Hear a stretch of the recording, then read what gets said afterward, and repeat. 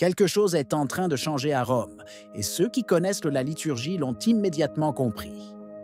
Dans son discours d'hier, Léon XIV a laissé entendre, sans jamais le dire ouvertement, une position qui pourrait rouvrir une question close trop hâtivement, celle du rite antique.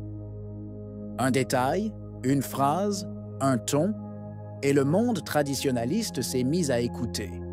Restez jusqu'au bout, certains mots ne sont pas dits par hasard. Le récent discours du pape Léon XIV lors du jubilé des églises d'Orient a allumé une lueur d'espoir chez les catholiques qui, depuis des années, vivent douloureusement la marginalisation de la messe latine traditionnelle. Ces paroles, empreintes d'estime pour la beauté et le mystère des liturgies orientales, ont résonné avec une force que beaucoup n'hésitent pas à lire comme un possible changement de direction par rapport à la ligne imposée par le pape François. Ce n'est un secret pour personne que, depuis juillet 2021, avec la promulgation de Traditionis Custode, les fidèles liés au Vetus Ordo vivent une période de véritable persécution liturgique.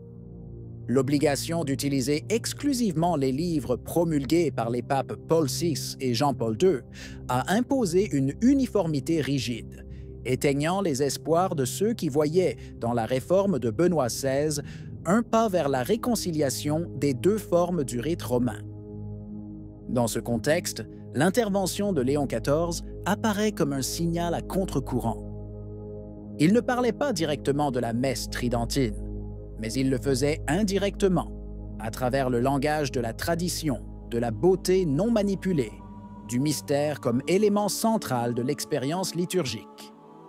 Il a suffi de peu, quelques mots soigneusement choisis, une citation ciblée de Léon XIII, un ton chaleureux et non idéologique, pour que le message parvienne haut et fort à ceux qui, depuis des années, attendent non pas une révolution, mais simplement la justice. La liturgie, semble dire Léon XIV, n'est pas un instrument à contrôler, mais un héritage à sauvegarder. Et cette simple intuition, si évidente et pourtant si négligée ces dernières années, a eu l'effet d'un choc parmi les fidèles les plus attachés à la forme traditionnelle du culte. Parmi les passages les plus commentés du discours de Léon XIV se trouve sans doute celui dans lequel le pontife s'attarde sur la nécessité de retrouver le sens du mystère, une dimension qui, dit-il, continue à vivre dans les liturgies orientales. Mais c'est précisément cet appel, si simple et en même temps si révolutionnaire dans le contexte liturgique actuel, qui a fait mouche. La liturgie, a affirmé le pape, doit impliquer toute la personne, corps, esprit, intellect et affection. Elle doit chanter la beauté du salut et susciter l'émerveillement devant la façon dont la majesté de Dieu embrasse notre fragilité humaine. Des mots qui semblent venir d'un autre temps, presque un écho oublié des grands textes liturgiques du passé, aujourd'hui souvent mis de côté au profit d'une simplification qui a laissé l'âme les mains vides. Ce n'est pas seulement une question de sensibilité esthétique, c'est une théologie incarnée.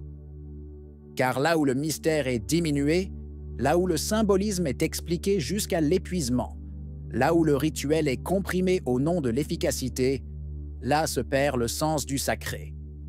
Et cette perte, désormais évidente dans de nombreuses liturgies occidentales, est exactement ce que Léon XIV semble vouloir contrer. La référence aux liturgies qui continuent à utiliser le langage du Seigneur Jésus est un autre signal qui n'est pas passé inaperçu. C'est un éloge implicite de la fidélité au langage sacré, à l'usage liturgique non domestiqué, à la préservation d'une forme qui ne se plie pas aux modes du moment. Les saints l'ont toujours su. Une belle liturgie ordonnée, pleine de silence et de chant, peut conduire l'âme au repentir et à l'adoration. À une époque où la liturgie est souvent réduite à un événement communautaire ou à un divertissement spirituel, ces paroles prennent le poids d'une dénonciation et la force d'une prophétie. Il est évident que, même si elle n'est pas prononcée, la messe latine traditionnelle plane comme un hôte de pierre dans le discours de Léon XIV. En effet, pourquoi faut-il célébrer le mystère oriental alors que le mystère latin est encore aujourd'hui, en de nombreux endroits, étouffé par des permis révocables, des messes clandestines et des communautés divisées? Le parallèle est inévitable. La liturgie romaine traditionnelle, comme celle orientale, a une histoire séculaire, est le fruit d'un développement organique, parle un langage sacré et célèbre avec des gestes chargés de sens. Cela aussi, comme l'a souligné le liturgiste Peter Kwasniewski dans des déclarations rapportées par LifeSite News, implique le symbolisme, la beauté et la valeur normative de la tradition.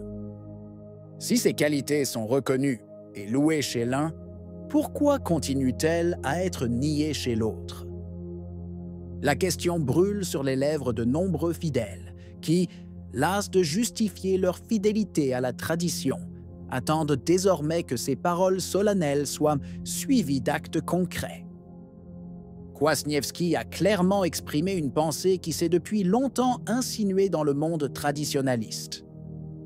Quiconque a une vision cohérente de la liturgie ne peut s'empêcher de voir dans le rite tridentin un trésor à récupérer et non un problème à contrôler.